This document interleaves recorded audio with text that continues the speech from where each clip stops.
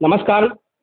मैं अमित गुप्ता ऐसे शख्स से मिलाना चाहता हूँ, बिहार के उस लेडी से मिलाना चाहता हूँ जो कि बिहार के लिए एक बिहार को उन्नति में योगदान देने के लिए वह तब पे खड़ी रहती हैं और वह परिचय से मोहताज नहीं है, फिर भी मैं उनसे परिचय लूँगा और क्या है क्या नहीं। मैम नमस्कार। नमस्कार। जनता की बात में आपका स्वागत है। Thank you. एक बार परिचय दीजिएगा आप अपना। मेरा नाम उर्मिला सिंह है। मैं बुढ़िया कोठी ब्लॉक के हपुर गांव की रहने वाली हूँ। बसंतपुर में एक project girls high school +2 school था जिसके मैं प्रिंसिपल के पद से मैं रिटायर हुई हूँ जी। और एक सोशल वर्कर के रूप में मेरी पहचान ज़्यादा रही है क्योंकि सखी महिला विकास संस्थान एक मैंने बनाया और मैं उसकी ट्रस्टी रही और उसके माध्यम से मैंने यहाँ पर काफ़ी महिलाओं और बच्चों के लिए, ज़्यादातर युवकों के लिए मैंने काम किया। जैसे कि हम महिलाओं के ऊपर बात करेंगे, जैसे बिहार के अंदर अवेयरनेस बहुत ही कम है क्योंकि बिहार एक बूढ़ों का शहर रह गया है, बूढ़ों का प्रदेश रह गया। मैं शहर नहीं कहूँगा, बूढ़ों का प्रदेश रह गया है। और बिहार के अंदर सबसे ज़्यादा अभी रेशो उठा लेंगे भ्रूण हत्या को लेकर है और बिहार के अंदर सबसे ज़्यादा हम एक और सबसे अहम मुद्दा है बेरोजगारी। बेरोजगारी है और भ्रूण हत्या, और सबसे अहम चीज़ है जो कि सुशासन बाबू कहते हैं कि दहेज प्रथा खत्म हमने कर दी है, तो वह स्तर पे नहीं है। भ्रूण हत्या क्यों हो रही है? तो एक इसके बारे में आप मुझे कुछ बताइए। देखिए, भ्रूण हत्या की जो बात आप करते हैं, यह तो भ्रूण हत्या एक शब्द है, जी लेकिन सही पूछिए तो लड़कियों का मारने का जी यह एक बहुत बड़ा साजिश है। जी और इस धरती पर लड़कियों को एक भ्रूण हत्या से ही नहीं बल्कि पग पग पर मारा गया है। पग पग माम जब वो गर्भ में आती है जी तो क्यों लोग ये सोचते हैं कि मुझे लड़की नहीं होना चाहिए? क्योंकि समाज में ये जो दहेज एक अभिशाप बन करके था, जी दानव का रूप में इसको माना जाता है। क्योंकि लड़की आएगी तो हम खिला सकते हैं, थोड़ा बहुत पढ़ा सकते हैं, लेकिन शादी के समय में दहेज बंद है, यह बात कहा गया, दहेज कानून बना। लेकिन जब तक ले पैसे नहीं होंगे तो एक लड़की की अच्छे घर में शादी नहीं हो तो सकती। इसी की वजह से जो कि मध्यम वर्ग के गरीब तत्व के लोग हैं वो भ्रूण हत्या कर रहे हैं। और यहाँ कहीं ना कहीं सरकार इसमें क्या कहेंगे सरकार को इस चीज़ के लिए? सरकार को हर चीज का पता है। जी सरकार जब अपना डाटा कलेक्ट करती है तो सरकार वैसे वैसे डाटा को बंद कर देती है और सामने नहीं लाने देती है, क्योंकि उसको पता है कि ये हमारी कमजोरी है। और इसलिए सरकार, अंधी सरकार इसको हम कहेंगे, जी कि सरकार जानबूझ करके आंखें बंद कर लेती है। और खास करके महिलाओं के नाम पर ये लोग कहते हैं ना, उन्होंने पंचायती राज में 50% महिलाओं को आरक्षण दिया है। उन्होंने अपना पीठ थपथपा लिया। जी। पूरे देश को उन्होंने बताया कि मैं बिहार में महिलाओं को एक अधिकार दिया है और 50% दिया है। लेकिन आप मीडिया वाले हैं, आपको यह पता है कि हाँ क्या स्थिति है। तो उस स्थिति में आप देखेंगे कि कोई भी महिला को यह अधिकार नाम के लिए और रिकॉर्ड के लिए दिया गया। रिकॉर्ड के लिए दिए गए हैं। आज भी किसी महिला को यह अधिकार नहीं है कि वह अपने गर्भ में अगर बच्चा है और उसे पहले से 3 बेटी है तो वो नहीं चाहती है कि मुझे चौथा बच्चा हो। ये जी। बात सही है। लेकिन अगर बच्चा आ गया तो वो नहीं चाहती है कि इस बच्चे का गर्भपात कराया जाए। लेकिन सास को, पति को इस बात का है कि नहीं, फिर अगर बेटी होगी तो क्या होगा। तो किसी न किसी माध्यम से उसका जांच कराना और फिर उसे गर्भपात कराना, और महिलाओं की ये मजबूरी हो जाती है, क्योंकि अगर बेटी ही बेटी खाली हुई तो सास कहेगी कि मैं अपने बेटा की दूसरी शादी कर दूंगी, पति कहेगा कि नहीं हमारा वंश नहीं चलेगा। तो ये तरह तरह की शब्दों से मानसिक जो प्रताड़ित होती है महिलाएं, जहाँ वे मजबूर हो जाती है। और आज जितनी भी राजनीतिक क्षेत्र में महिलाओं को लाया जा रहा है बिहार में, जो नीतीश सरकार ला रहे हैं, कोई भी महिला नहीं आ रही है। जी उसके पति को नहीं मिला मौका, उसके जी ससुर को नहीं मिला मौका, जी। बेटा को नहीं मिला मौका। तो एक बहाना बना करके एक ऐसा रूप डाल दिया गया, एक तस्वीर के रूप में अपने माँ को, पत्नी को सामने ला दिया गया और ये कहा गया कि हमने महिला को चुनाव लड़ा दिया, महिला जीत आ गई। लेकिन ये सारी चीजें बकवास है। इन सारी चीजों से कुछ भी परिवर्तन होने वाला नहीं है। एक अहम चीज़ है जैसे कि शासन और प्रशासन की मिली भगत है, तो ये क्या अल्ट्रासाउंड हो रहा है, लिंग जांच हो रही है। तो बिल्कुल, ये जितने भी काम होते हैं, शासन और प्रशासन की अगर मिली भगत नहीं होगी तो कोई काम नहीं हो सकता है। या तो अगर प्रशासन अपने आप को अलग कर ले शासन से तो भी कामें रुक सकती हैं, अच्छी कामें हो सकती हैं। या शासन अगर अपने आप को उस रूप में कर दे प्रशासन से अलग तो भी कामें हो सकती हैं। लेकिन किसी भी तरह के काम आप देख लीजिए, चाहे आप अभी शराबबंदी को लेकर जी, मैं शराबबंदी पे कहने चाह रहा हूँ मैं आपसे एक सेकंड। शराबबंदी को लेकर है जब शासन जब जाग जाता है 3 दिनों के लिए, कोई कांड हो जाता है, उससे पहले क्या शासन और प्रशासन सोया रहता है? सबको पता है। मैं कई शादियों में गई हूँ जी। और शादियों में मैंने ये देखा है कि वो एक कमरा बंद है। पता चला कि क्यों कमरा बंद है, तो उसके अंदर में थाना है, उसके अंदर में पुलिस बैठी हुई है, उसके अंदर में कोई प्रशासन का व्यक्ति बैठा हुआ है और अंदर में दारू चल रहा है।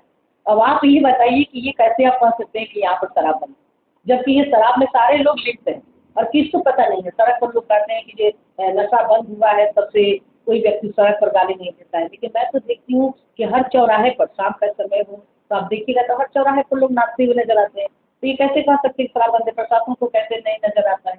हाँ, ये शराब बंद किसके लिए है?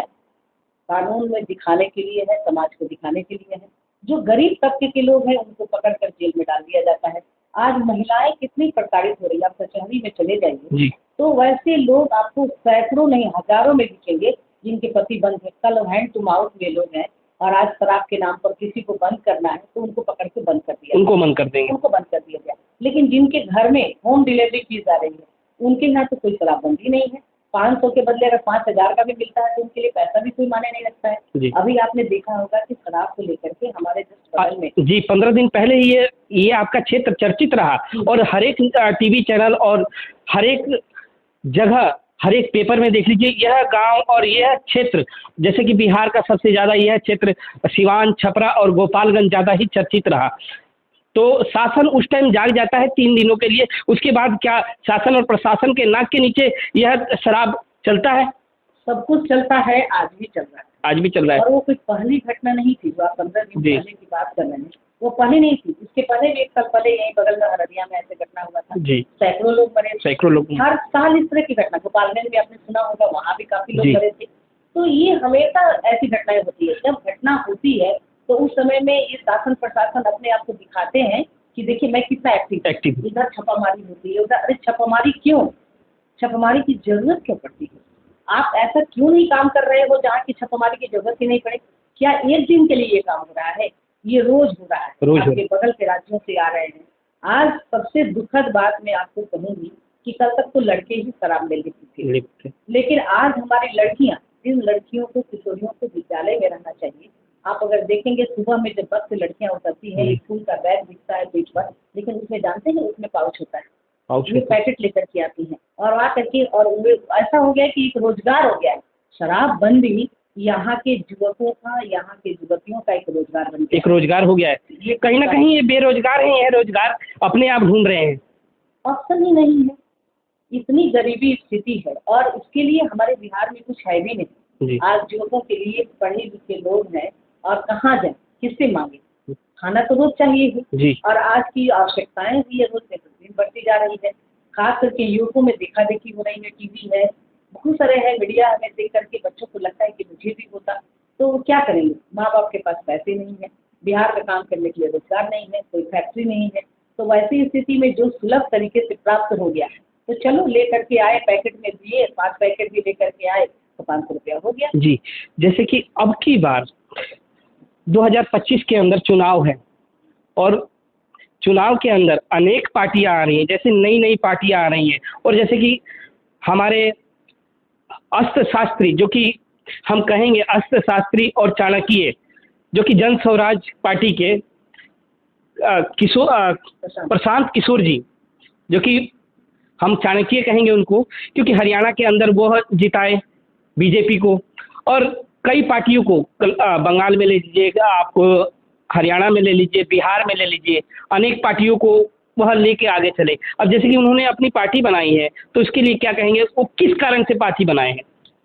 देखिए, लोग ये बात कहते हैं कि वो मुख्यमंत्री बनने के लिए, प्रधानमंत्री बनने के लिए पार्टी बनाई है, लेकिन सत्य बात ये नहीं। चूंकि मैं भी जन स्वराज से जुड़ी, मेरे जैसा व्यक्ति जो कल तक राजनीति का नाम नहीं सुनना चाहता था, किसी भी राजनीति का नाम आते ही मैं अपने आप को उससे अलग करती थी और मेरे नज़र में भ्रष्टाचारी में अगर अपना नाम लिखाना है तो सबसे पहले राजनीति शुरू कर दी, मैं ये मान के चलती थी। लेकिन मेरे जैसे व्यक्ति को भी प्रशांत किशोर ने अंदर से जगाया और आज मैं भी जन स्वराजी बन करके अभी तरारी विधानसभा में मैं महीनों दिन से वहाँ रह करके मैंने काम किया। प्रशांत किशोर हर पार्टियों को बनाया, चाहे वह मोदी जी की सरकार हो, प्रधानमंत्री बनाने की बात हो, 10 राज्यों में उन्होंने मुख्यमंत्री बनाने की बात कही, बिहार में भी वे नीतीश कुमार को उस वक्त में मदद किया जिस वक्त में नीतीश कुमार संन्यास ले लिए। जी जी। लेकिन उन्होंने ये सब किया, सभी जगह उन्होंने अपने मैनिफेस्टो को रखा, सभी जगह उन्होंने अपने विचारों को रखा। लेकिन वे देखे कि चाहे वह बीजेपी की सरकार हो, चाहे वह राजद की सरकार हो, चाहे कांग्रेस की सरकार हो, कोई भी सरकार उनकी मैनिफेस्टो को आगे लाने नहीं देना चाहती है। और सबका अंदर में एक ही रूप उन्होंने देखा। और फिर उसके बाद उन्होंने सोचा कि मैं दूसरों के लिए दिन रात काम करके मैंने प्राप्त क्या किया। रुपया प्राप्त करना उनका उद्देश्य कभी नहीं था, उन्होंने कभी अपना मकसद नहीं रखा।